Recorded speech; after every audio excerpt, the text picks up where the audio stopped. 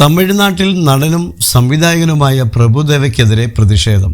കഴിഞ്ഞ ദിവസം ലോക റെക്കോർഡ് ലക്ഷ്യമിട്ട് ചെന്നൈയിൽ സംഗീത നൃത്ത പരിപാടി സംഘടിപ്പിച്ചിരുന്നു. കൊടും ചൂടിൽ കുട്ടികൾ ഉൾപ്പെടെ 1000-ഓളം നർത്തകരെ ഉൾക്കൊള്ളിച്ചുകൊണ്ട് നടത്താനിരുന്ന പരിപാടി അലങ്കോലമായി.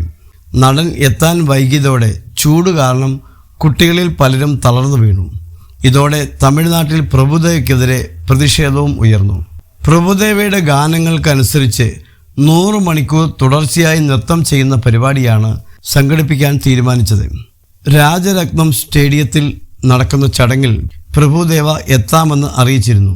പരിപാടിയിൽ പങ്കെടുക്കാൻ എത്തിയ കുട്ടികളെ രാവിലെ മുതൽ തന്നെ സംഘാടകർ വരി നിർത്തി. എന്നാൽ പ്രഭുദേവ എത്താത്തതിനാൽ പല കുട്ടികളും കനത്ത ചൂടിൽ തളർന്നു വീണു. തുടർന്നുള്ള അന്വേഷണത്തിലാണ് പ്രഭുദേവ ചെന്നൈയിൽ ഇല്ലെന്നും അദ്ദേഹം ഹൈദരാബാദ് ചിത്രീകരണത്തിൽ ആണെന്നും ആളുകൾ അറിഞ്ഞത്. ഇതോടെ പരിപാടി കുളമായി. പേരിന് നൃത്ത പരിപാടി സംഘടിപ്പിച്ചു പിരിയുകയായിരുന്നു പിന്നീട് സംഘാടകർ ചെയ്തത്. തുടർന്ന് പ്രഭുദേവ വീഡിയോയിലൂടെ മാപ്പ് പറഞ്ഞു.